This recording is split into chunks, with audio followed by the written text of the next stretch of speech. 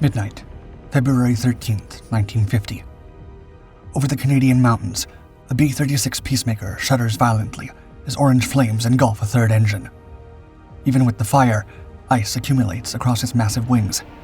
3 of its 6 engines are disabled. The training exercise is now a full-blown crisis. Inside, Captain Harold buries knuckles whiten as he wrestles with the controls. The bomber plummets toward the coastline, dropping hundreds of feet per minute. In the bomb bay, a Mark IV atomic weapon, technology barely 5 years old. The same destructive design that devastated Hiroshima.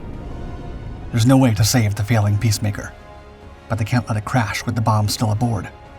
They have briefed and trained for this 100 times, but the United States has never lost a nuclear device before. Going nuclear. Following the surrender of Japan in September 1945, the United States shifted its strategic focus toward a new long-term rival, the Soviet Union. But now, with the latest technology developments, American planners knew that any future conflict would be defined not by conventional armies like the wars before, but by full-fledged atomic weapons. By 1950, the United States possessed an estimated 235 operational nuclear bombs, while Russia had only 2. Despite this overwhelming advantage, with the arms race in full swing and not willing to waste any time, Strategic Air Command, led by General Curtis LeMay, restructured its mission around a powerful force prepared to carry these bomb load missions on short notice anywhere in the world. For this plan to go well, training exercises were of the utmost importance, so American pilots and crews could mimic the conditions of a real nuclear war, from flight paths to bomb release procedures. However, the Atomic Energy Commission, which retained control of all nuclear materials, was reluctant to allow live bomb casings outside tightly guarded facilities. After LeMay's endless insistence, in February of that same year, the SAC got the green light for something unprecedented, a training mission using a fully realistic atomic weapon, minus its plutonium core. The chosen weapon was a non-nuclear Mark IV bomb, an evolution from the infamous Mark III Fat Man, the very device that obliterated Nagasaki in August 1945. Unlike its predecessor, which demanded painstaking hand assembly under laboratory conditions by elite American technicians, the Mark IV was made for field readiness, simplified assembly, and compatibility with operational delivery systems. Nonetheless, the weapon was massive, with a 60-inch diameter and a staggering weight exceeding 10,800 pounds. This would be the first operational test of its kind. According to military officials, despite the absence of its fissile plutonium core, the bomb carried a mixture of lead, uranium, and TNT, every detail made to simulate the weight and behavior of a live device. The bomb run would be performed by a Convair B-36 Peacemaker strategic bomber. The absolute pinnacle of Strategic Air Command's reach, the model was a massive 6-propeller, 4-jet bomber built to cross oceans without refueling and deliver nuclear weapons anywhere on Earth. Designed in the closing days of World War II, but entering service in the dawn of the nuclear era, the B-36 gave the United States the power to strike targets across continents directly from domestic bases, with a wingspan of 230 feet and the ability to stay airborne for over 40 hours. This state-of-the-art aircraft would serve as the delivery platform for the most realistic rehearsal the United States Air Force's Strategic Air Command had ever attempted. The rehearsal.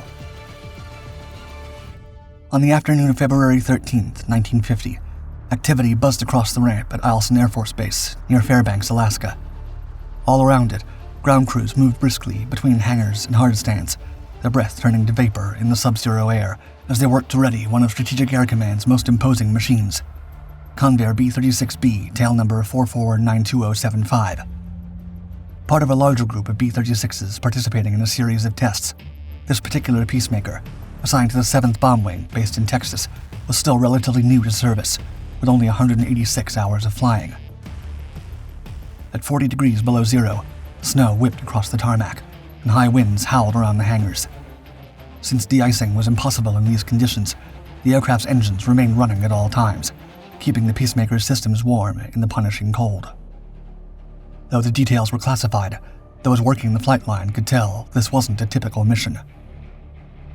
The plan called for a grueling 24-hour-long full-blown rehearsal of nuclear warfare, with a day and night's flight path tracing a 5,600-mile arc across the North American continent.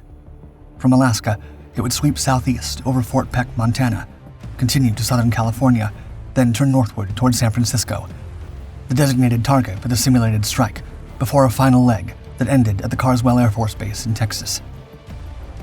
For this, Bomber 075 had been fueled for up to 28 hours of continuous operation, loaded with 252 pounds of 20mm cannon ammunition, and armed with an 11,000-pound Mark IV atomic bomb fitted with its non-nuclear training core. As the final systems checks were completed, and the engines kept their steady rumble against the cold, 17 men made their way aboard. At the front of the flight deck sat Captain Harold L. Berry, a 30-year-old pilot who was calm under pressure and steady-handed after more than 1,400 flying hours, the majority of them in B-36s. To his right was co-pilot First Lieutenant Ray Whitfield, Jr., who personally volunteered for this assignment, as he had been responsible for Model 075 since it entered service. Behind them, the aircraft held its full standard complement, including a rotating 5-man relief crew, flight engineers, navigators, gunners, all tasked with different operations throughout the marathon flight.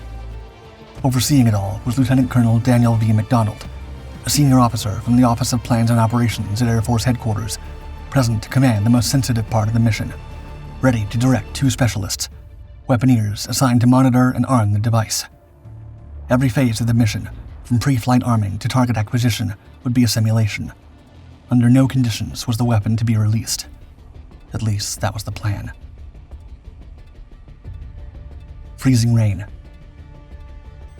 At 4:27 p.m., the Peacemaker lifted off from Eielson Air Force Base, the massive bomber straining as it climbed into the Alaskan sky.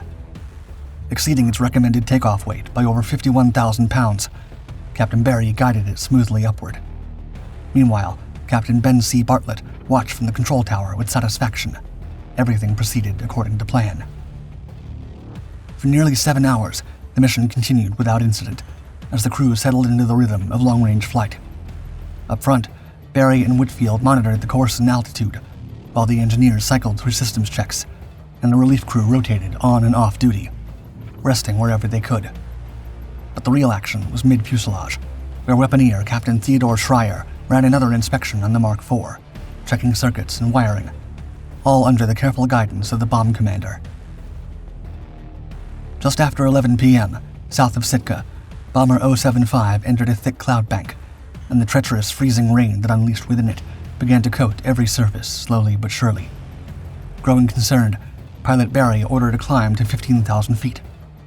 But while he hoped this maneuver would lead them out of the dangerous conditions, suddenly the propellers began to behave erratically while in automatic mode. Flight Engineer Lieutenant Ernest O. Cox, Jr. immediately switched to manual control, his hands firm on the levers as he fought to maintain control. The aircraft shuddered around him as the silence and fear grew within the men. But with the temperature gauge dropping more and more, ice was building up faster than the systems could manage it. At 11:15 p.m., Berry's voice crackled as he communicated with nearby bomber 083 over the radio, requesting they relay a message. They were at 12,000 feet, 80 miles northeast of Sandspit, and starting to ice up. Their critical mission had hit a significant roadblock. Chain reaction. Barely 10 minutes later, a report from the rear of the aircraft reached the cockpit. Engine number 1 was on fire. With this, the cockpit crew's hands flew across the controls, with Berry feathering the engine to reduce drag. However, the massive propeller began spinning backward, fighting them as they descended, until it stopped making noise. The men exchanged glances, believing the worst was over, but the aircraft struggled to level at 15,000 feet, groaning under its own weight and too heavy to climb back up. Still in the middle of a storm, the number 2 engine caught on fire. The increasingly nervous crew members scrambled to respond, feathering the second engine before a third streak of bright orange flame tore through another motor. Now it was confirmed. In just minutes, their carefully planned mission had unraveled into a nightmare. They were down to only 3 engines, all straining under emergency power settings. All the while, the freezing rain outside hadn't let up, coating the aircraft in ice as the bomber, still loaded and lumbering, began to descend faster than ever toward the rugged Pacific Ocean coastline. With no backup systems, no jet engines to compensate, Berry spoke to his men, his voice tense but controlled. They had their orders. In order to keep the secrets of the unarmed bomb from falling into the wrong hands, the crew had to destroy it. Parachutes into the night. The B-36B from Strategic Air Command's 7th Bombardment Wing Heavy reached open water at around 9,000 feet, still descending fast. Just before midnight on February 13, 1950, Paul E. Gerhardt, the aircraft's radar officer, began protocol to drop and detonate the 10,000-pound weapon to keep it from falling into enemy hands. With no time to lose, the co-pilot hit the salvo switch to release the Mark IV bomb, but nothing happened. After a second switch, this time the bomb bay doors opened, and with it, from approximately 8,000 feet, 55 miles northwest of Bella Bella on British Columbia's northern coast, the 10,000-pound device plunged into the abyss. A moment later, a brilliant flash lit the sky, followed by a thunderous explosion and a shockwave that rippled across the black water and inside the aircraft alike. Though containing no nuclear core, the bomb carried the same high explosive charge and identical physical configuration as a fully operational weapon. But there was no time to look back. Though the fires eventually died out, the worst had already happened. As emergency power surged through the remaining engines, the massive aircraft barely responded. The throttles were wide open, yet the propellers spun with ever-diminishing force. Altitude slipped away with every passing second, and now there was no recovering it. At 5,000 feet, just as the dark coastline reappeared beneath them, Barry slammed the alarm bell, and everyone on board knew it was time to eject. Fear and instinct collided as panic sirens screamed through the fuselage. Men grabbed parachutes, fumbling with straps in the dim red emergency lighting, their feet wobbling when the aircraft pitched suddenly, sending men sprawling across the deck. Finally, as hatches were thrown open, a violent rush of frigid air took over the cabin, and one by one, the 17 crew members stepped into the howling void. Unseen and unheard in the middle of the night, parachutes blossomed in the darkness as they drifted toward the forbidding wilderness of Princess Royal Island, miles of dense forest, rocky outcroppings, and freezing waters. Finally, somewhere in the Canadian wilderness, the B-36 came to rest in a desolate world of bare rock and lingering snowfields. The way back home. Only 12 men made landfall amid the dense pine forests that blanketed the island. One of these men was tail gunner Staff Sergeant Dick Thrasher. In the middle of his descent into the wilderness, his parachute got caught in the branches of a tall pine. After releasing his harness, he plummeted down into soft snow that swallowed him to his hips, though he was not injured. Working as fast as he could with numbing fingers, he extracted his emergency rubber dinghy, inflated it, crawled beneath, and faded into sleep as he tried to comprehend the gravity of what had just transpired over the skies. When morning came, Thrasher gathered his strength and called out into the woods. After a pause, he heard someone call back, distant but unmistakable. Following hours and hours of trudging through deep snow toward the sound, he found and joined a group of 4 survivors led by Captain Barry, co-pilot Whitfield, and others. The team spent that night inside a crude shelter made out of a parachute and used every scrap of paper from their wallets and pockets as kindling for a fragile fire that barely kept them just warm enough to avoid frostbite. At dawn, Barry and Whitfield discovered Staff Sergeant Vitale hanging upside down in a tree, his extremities badly injured. However, after freeing him, because of his inability to walk, the duo had no choice but to leave him behind, promising to return with help. Following nearly 2 days in the frozen wilderness, Barry's group reached the coast and was rescued by Canadian search teams already sweeping the region. True to their word, they guided rescuers back to Vitale's location and then helped bring in another missing man, Flight Engineer Harold Poole. After cutting himself from a tree, Poole crashed to the ground with a shattered ankle. Despite his injuries, he crawled a mile through the snow to reach a frozen lake, believing it might offer his best chance of being seen. From the ice, he waited patiently, holding a signal mirror up to the sky as aircraft passed overhead, but 2 passing planes failed to notice him. The flight engineer endured 3 nights alone, rationing a single candy bar until he was rescued. Sadly, 5 crew members were never found. Without proper exposure suits, and with some lacking inflatable life jackets, survival in the cold Pacific waters would have been measured in minutes, not hours. Yet fate wasn't finished with the survivors either. Halfway through their flight home to Fort Worth, bodies aching from the ordeal and minds fixed on warm beds and rest, a sudden vibration rattled the cabin. One of the transport's engines had failed, just for a moment, but long enough to pull them back into dread and uncertainty. As Lieutenant Paul E. Gerhardt, the radar officer, later put it, quote, "That's when some of us seriously thought, to hell with it." Mysteries abound. Shortly after their rescue, the surviving crew members gave detailed testimony to the Air Force Board of Inquiry, finally providing the first clear picture of the events that had forced the bomber down over British Columbia. The investigation traced the failure to ice buildup in the carburetors, as unlike most aircraft, the B-36's rear-facing engine's particular design left these components exposed to freezing air, disrupting airflow and flooding the engines with fuel, a chain reaction that triggered the fires. Despite what official accounts reported, in the immediate aftermath of the incident, researchers and aviation experts continued to question key details, wondering if the massive bomber could have actually continued flying for any significant distance without a pilot in ever-deteriorating weather. According to documents, the crew bailed out at 3,000 feet, and the aircraft was reportedly set on a southwest course over open water. Yet searches in the Pacific revealed no wreckage and absolutely no sign of where the bomber had gone down. Among these unsolved mysteries stands the fate of weaponeer Captain Theodore Schreier. With no direct testimonies confirming his parachute descent, his absence fueled quiet speculation.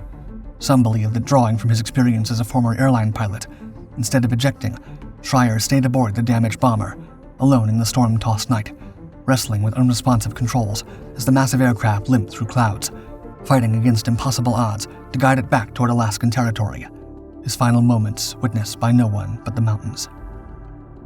The only person who might have held any answers was Captain Harold Barry, one of the last to eject. However, just 1 year after the crash in British Columbia, the pilot was lost when his B-36 collided mid-air with a P-51 Mustang in the skies over Oklahoma, carrying any secrets he possessed to his grave. Only the beginning. When the B-36 and its nuclear payload went missing on February 13, 1950, the Cold War was still in its early stages, and the long nuclear standoff between the United States and the Soviet Union was only beginning to take shape. Concerned about classified technology falling into Soviet hands during the intensifying Cold War, the U.S. Air Force dispatched recovery teams to the presumed crash site. Though the remote, mountainous terrain initially proved impenetrable, in 1954, after 2 failed attempts, a small demolition team finally reached the wreckage, nearly 6,600 feet up the side of Mount Colleget in the remote Kispiox Valley of northern British Columbia, Canada, where they secured or destroyed the bomber's most sensitive components. Astonishingly, the aircraft was found 220 miles north of where the crew had abandoned ship. Although rumors about Schreier have persisted, all available evidence supports the crew's account that the bomb was properly armed to detonate, released from the bomb bay, and witnessed exploding above the ocean. Later investigations at the crash site reached the same conclusion, with the bomb shackle showing no signs that a weapon was still aboard when the aircraft went down. The incident marked the first time the United States had ever lost a nuclear weapon during a mission, today known as a broken arrow, a term used for the accidental launch, firing, detonation, theft, or disappearance of a nuclear device. But the Valentine's Day mishap was only the beginning for Cold War snafus. In 1961, a B-52 disintegrated in flight over North Carolina, releasing 2 hydrogen bombs over farmland. One landed intact, its failsafe mechanisms pushed to the brink. In 1966, another bomber collided with a refueling aircraft over the coast of Spain, dropping 4 nuclear bombs. One sank into the Mediterranean, prompting an international recovery operation.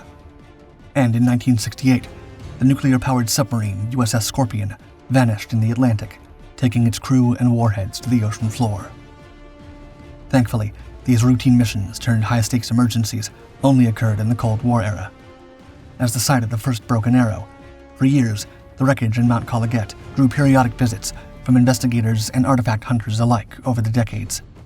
Today, with helicopters readily available and less snow covering the mountain, reaching the crash site has become far easier than it was in the early years following the crash. 2 main theories have been offered to to explain how the aircraft traveled so far from the bailout point. One suggests that Captain Schreier may have remained on board and attempted to regain control. The other proposes that after the crew abandoned the bomber, ice breaking off the wings caused a sudden gain in altitude, and a malfunction in the autopilot system sent the plane off course and deep into the mountains for a final resting place.